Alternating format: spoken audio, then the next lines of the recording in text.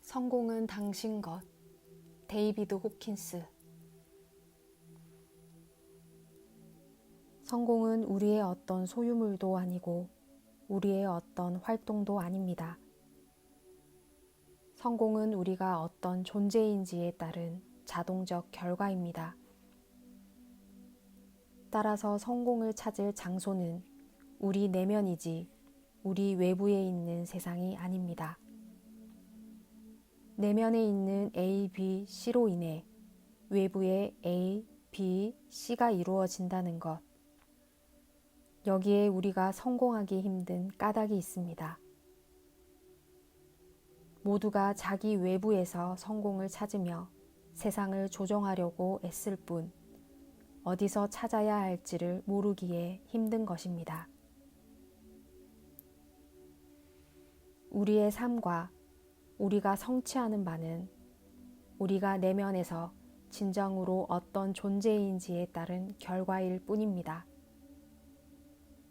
이 사실 덕분에 우리가 할 수 있는 일이 수월해집니다. 물에 뜬 갈대의 비유로 돌아가 봅시다. 땀띠약 가루를 물에 뿌려보면 물줄기가 흐르는 경로에 갈대를 띄우는 것만으로 가루가 그리는 패턴이 완전히 바뀐다는 점을 알 수 있습니다. 마찬가지로 배를 몰 때 그 방향을 나침반상으로 1도만 바꿔도 며칠 항해한 뒤에는 그렇게 경로를 살짝 바꾸지 않았다면 도달했을 곳에서 수백 킬로미터 떨어진 곳에 도달하게 됩니다. 이렇듯 내면의 마음가짐을 살짝 바꾸면 우리 삶에 엄청난 결과가 따라올 수 있습니다.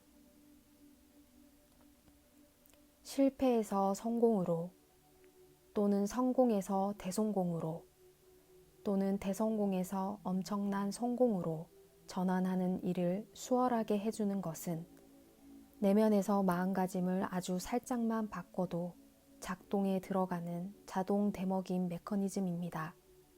여기서 대먹임 메커니즘이란 우리가 지닌 에너지가 재충전되는 현상을 말합니다. 이럴 때 우리는 노력한 만큼 보답을 받게 되어 전체 과정이 즐거워지고 기분 좋은 새로운 발견이 잇따라 펼쳐집니다. 자신이 성장하고 번성하는 모습을 지켜보는 즐거움도 깨닫습니다.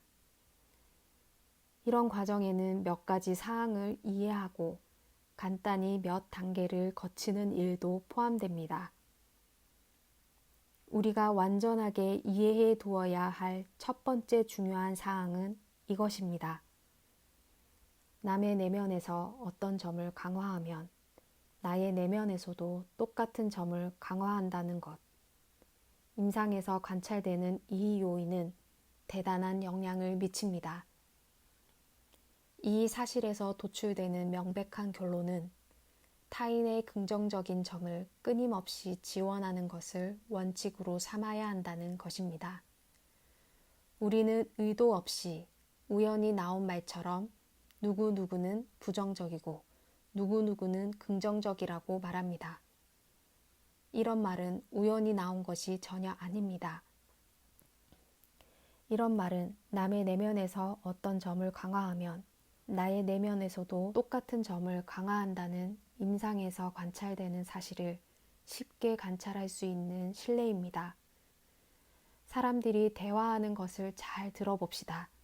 어떤 사람들은 남의 삶이나 세상 일에 대해 온갖 부정적 사실을 묘사하며 험담하는 일에 참여합니다. 이들은 자신이 자기 내면에서 똑같은 점을 강화하고 있음을 깨닫지 못합니다.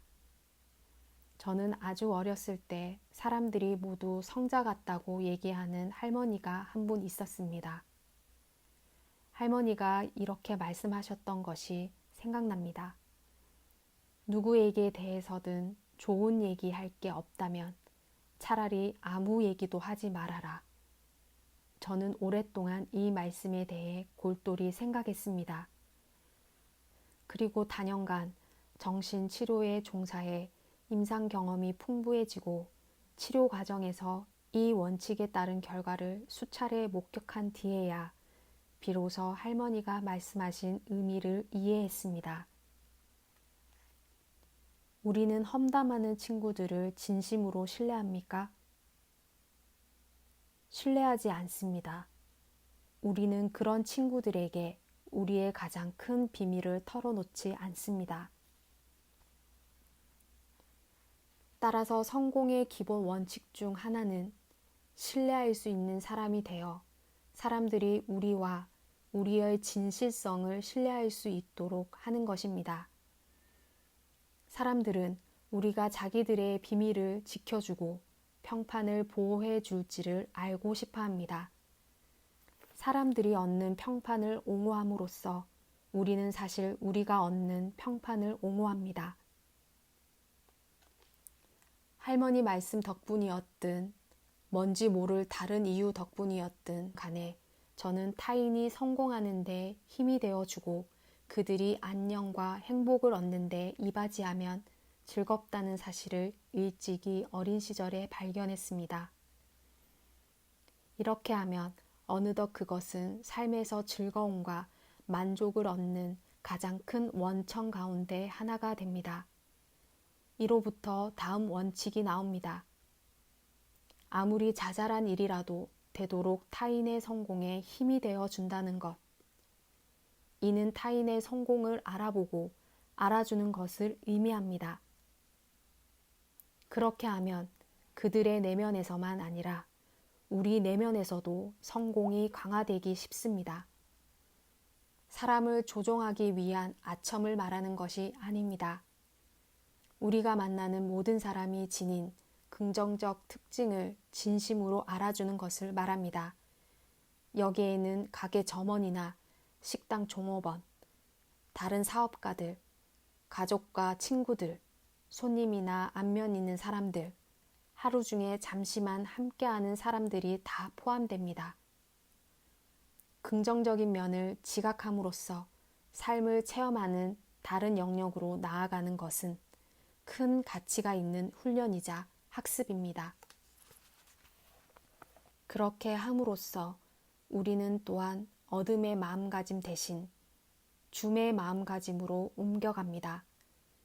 주위의 모든 사람은 우리가 주려는 사람인지 얻으려는 사람인지 알아차립니다. 이들은 다양한 마음가짐에 대해 무의식적으로 매우 다르게 반응합니다. 우리는 어떤 사람이 우리에게서 뭔가를 얻어낼 작정이라는 것을 의식적이거나 무의식적인 수준에서 알아차립니다. 그리고 그에 대해 경계하고 조심하고 저항합니다.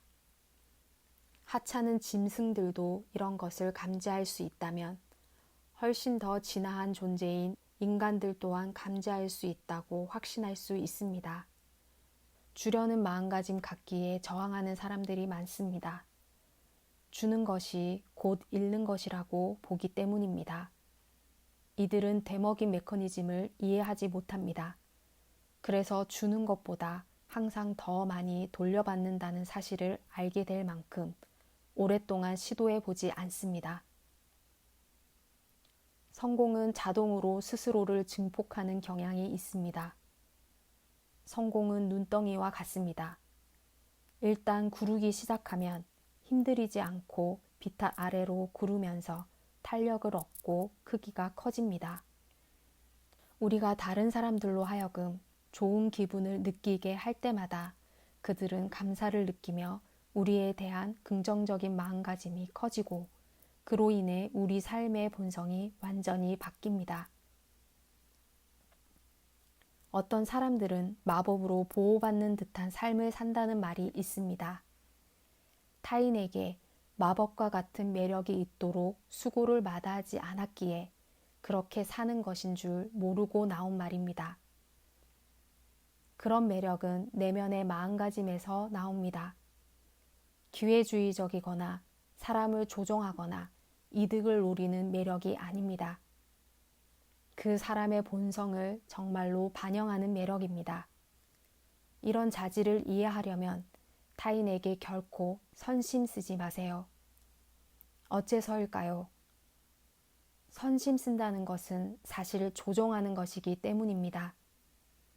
보답으로 무언가를 기대하고 흥정하는 것이기 때문입니다.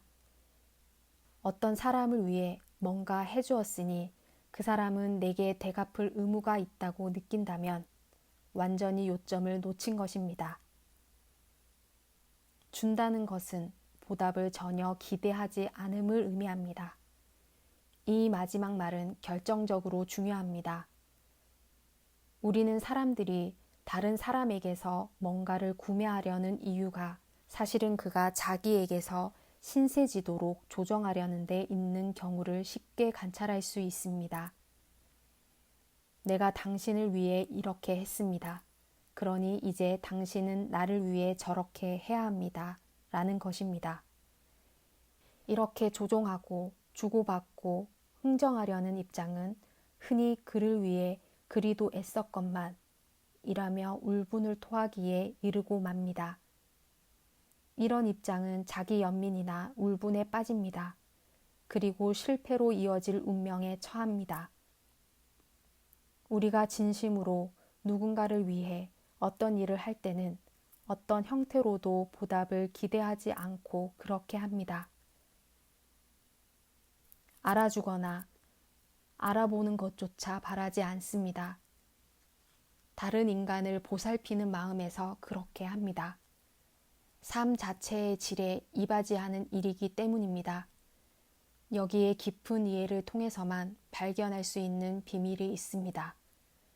즉, 우리가 생명에 힘이 되어주면 생명은 보답으로 우리에게 힘이 되어줍니다. 네, 이 말은 철학적으로 들립니다. 그러나 이 뻔해 보이는 말의 의미를 알려면 몸소 관찰하고 체험해야 합니다. 그 의미를 자각하게 해주는 간단한 실습. 진정한 성공에 관심 있는 사람이라면 누구든 매일 할 수 있는 간단한 실습이 있습니다. 차나 사람으로 붐비는 곳에서 항상 타인이 앞에 끼어들 수 있게 해주기. 미친 소리처럼 들립니다. 그렇지 않습니까? 이 실습 속에는 우리로 하여금 성공적인 사람이 되게 해주는 알아채기 어렵고 비밀스러운 파워가 있습니다.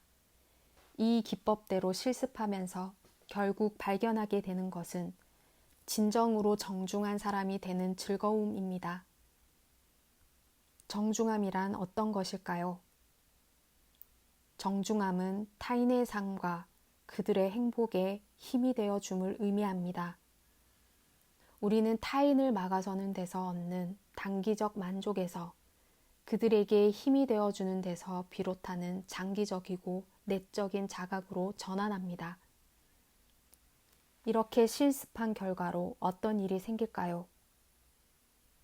처음에는 힘들고 어색하게 느껴질 것입니다. 그렇지만 시간이 지남에 따라 미묘한 즐거움이 생깁니다.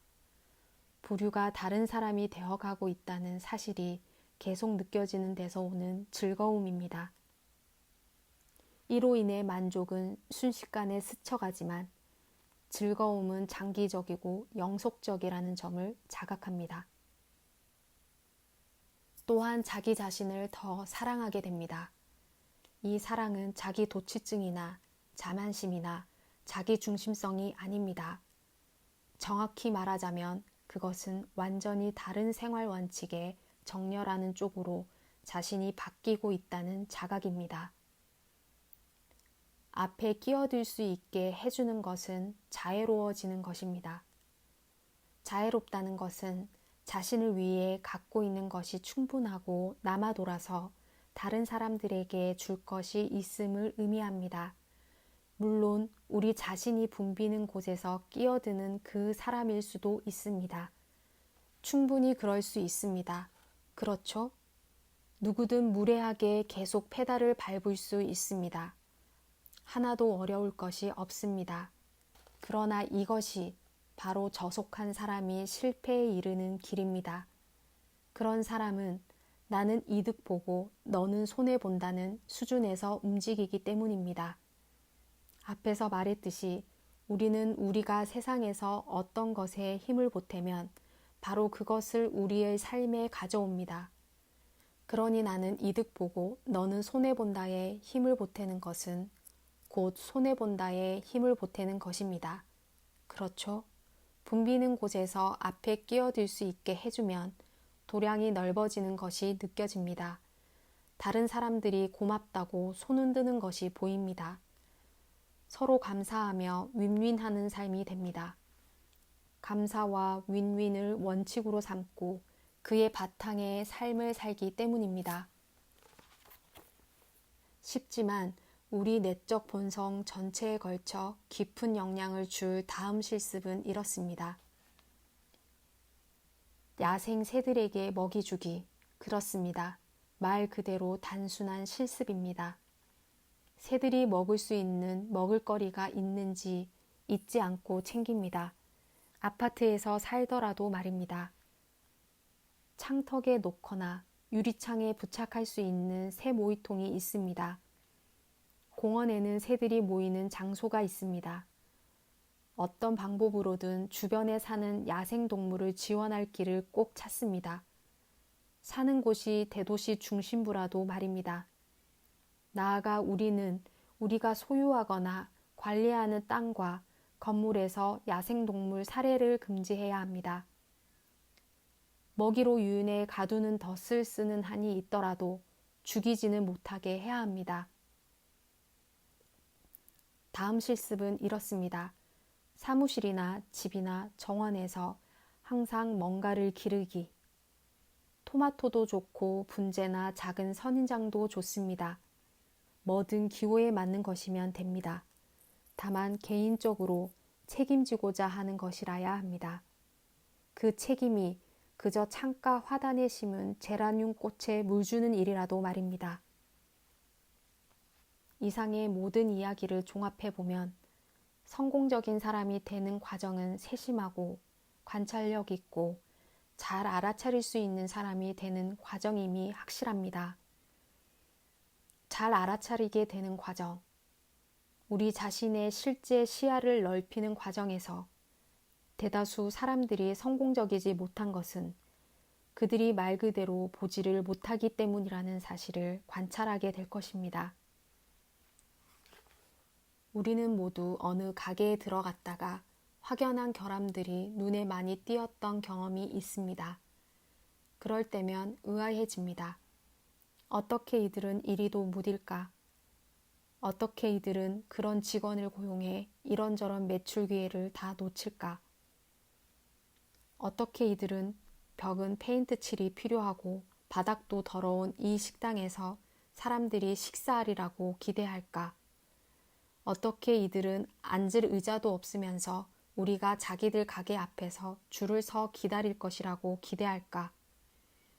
어떻게 이들은 문 여는 시간을 알 수 있도록 영업시간을 써붙여 놓는 수고도 하지 않으면서 우리가 자기들 가게를 애용하리라고 기대할까? 어떻게 이들은 가게 밖에 주소도 붙여놓지 않고 우리가 자기들 위치를 찾아내리라고 기대할까? 이런 것은 모두 관찰할 수만 있으면 해결될 일들이 아닐까요? 그런데도 주인들은 도무지 보지를 못합니다. 이 장에서 말한 실습을 하면 우리는 점차 눈을 떠서 전에는 해결이 불가능해 보였던 많은 딜레마를 풀 해결책을 알 수 있게 됩니다. 모든 문제를 풀 수 있는 해결책이 이미 존재하고 있음을 알게 됩니다. 세상이 직면하고 있는 모든 문제를 풀 해법은 이미 존재하고 있으면서 사람들이 인지하기만을 기다리고 있습니다. 여러 해 전에 저는 미국에서 아마도 가장 배타적인 비공개 클럽 가운데 하나인 곳에서 회원 후보가 되었습니다. 너무나 배타적이어서 언론과 대중은 그 존재를 전혀 알지도 못하는 곳이었습니다. 이 사회는 나라에서 가장 성공적이고 영향력 있는 사람들 몇 명으로 구성되어 있었고 회원이 되려면 추천자와 함께 돌아다니며 이 사회의 모든 구성원을 만나 개인적으로 면접을 치러야 했습니다. 이는 뉴욕시에서 온종일 보내며 월스트리트의 금융가들, 은행장들, 신문 머릿 기사에는 전혀 이름이 나오지 않지만 세상을 움직이는 진정한 유력자들을 만나러 그들의 명망 높은 사옥 한 곳에서 다른 곳으로 이동하는 일을 의미했습니다. 면접 하나를 치르고 다음 장소로 갈 때마다 저는 점점 더 느긋해졌습니다. 그 모든 이들이 단 한 명의 예외도 없이 동일한 자질을 보여줬습니다. 즉 그들은 모두 상냥하고 자애롭고 친절하고 우호적이고 놀랄 만큼 대화하기가 쉬웠습니다. 한 사람 한 사람이 저를 편안하게 해주려고 무진 애를 썼습니다. 그렇지 않았으면 어색했을 상황에서 말입니다. 한 사람 한 사람이 저보다 100배 이상 부유한 이들이었지만 모두가 저를 완전히 동등하게 대했습니다. 그날 저는 JP 모건 신탁에서 EF 허튼사를 거쳐 시티은행, 록펠러 재단 등을 돌며 하루가 점점 더 즐거워졌습니다. 저는 그날 밤 집으로 돌아오며 추천자에게 저도 모르게 그러니까 말이죠. 오늘은 제 평생에서 손꼽을 정도로 즐거운 날이었습니다. 놀랍네요. 라고 했습니다. 모든 면접관들은 새 회원이 이사회에서 면밀한 조사를 받으며 불편하게 여길 수 있음을 아주 잘 알고 있었고 그래서 불안함을 느낄 만한 경우가 생기지 않도록 모두가 애를 썼습니다. 이렇게 그들은 성공에 동반되기 마련인 능력, 즉 상대방의 입장이 되어 그에 대한 연민으로 적절한 행동을 취할 줄 아는 능력을 보여줬습니다. 성공은 자기 자신을 기분 좋게 느끼고 그 좋은 기분을 다른 사람들과 공유하는 일입니다. 그 결과로 다른 사람들도 그들 자신을 기분 좋게 느낍니다. 어떤 사람들은 난 수줍음을 많이 타고 남의 시선을 의식하고 내성적이라 그러그러한 일을 못한다고 말합니다. 이런 경우를 살펴보면 단지 자기 자신을 기분 좋게 느끼지 못하는 데서 그런 특성이 생겨남을 알 수 있습니다. 앞서 말한 실습들은 사람들이 미묘하고도 수월한 과정을 통해 그런 특성을 극복하는 데 도움됩니다. 어색함을 무릅쓰거나 소통 능력을 개발하는 모임에 참여할 필요가 없습니다. 젊은 시절의 저보다 남의 시선을 의식하고 수줍음을 많이 타고 소심한 사람은 없을 것입니다. 저는 여러 사람 앞에서 말을 못했습니다. 파티를 매우 두려워했습니다. 여자에게 데이트 신청할 힘을 내려면 3주는 걸렸습니다. 그러나 제가 들인 습관, 즉 다른 사람들이 성공하도록 돕는 일을 즐기는 습관이 지렛대가 되어 그 모든 점이 바뀌기 시작했습니다. 바바라 월터스 쇼에 처음 출연했을 때가 생각납니다. 그녀와 인터뷰하는 동안 저는 예전에 간호 실습생 2명에게 어떤 기법을 강의하려고 애썼던 일이 떠올랐습니다. 그때 저는 목소리가 기어드는 바람에 그 강의를 짧게 끝내야 했습니다. 계속할 수가 없었습니다. 그러나 월터스와 이야기하면서 느낀 즐거움의 원천은 제가 유명한 토크쇼에 나왔다는데 잊지 않았습니다. 그 즐거움의 원천은 지금 대화를 할 수 있는 사람인 저 자신을 경험하는 데 있었습니다. 과거에 제가 어땠는지를 고려하면 말입니다. 저는 저의 두려움을 극복했습니다. 이 사실이 환희의 진짜 원천이었습니다. 월터스 또한 방송 중이 아닐 때도 지극히 상냥했는데 이는 그 정도로 성공한 사람에게서 기대할 만한 면모였습니다. 성공할 수 있는 능력은 모든 사람의 내면에 있습니다. 우리는 누구나 다른 사람들이 그들 자신을 기분 좋게 느끼도록 할 수 있습니다. 그렇게 하는 가운데 우리는 우리 자신을 기분 좋게 느끼기 시작합니다. 이 좋은 기분은 전염되기 시작하면서 우리의 나침반을 갈수록 긍정적인 방향으로 바꿉니다. 이러한 방향 속에 있을 때 성공은 우리가 어떤 존재가 되었는지에 따른 자동적 부산물일 뿐입니다. 성공은 행복과 같습니다. 행복해지려고 분투하는 것으로는 행복을 얻을 수 없음을 알게 되기 마련입니다. 행복은 어떤 태도로 삶을 살고 어떤 태도로 자기 자신을 대하고 어떤 자각을 얻는지에 따른 자동적 결과입니다. 성공의 가장 큰 비밀 하나는 성공을 위해 분투하는 것으로는 성공을 거둘 수 없다는 사실입니다.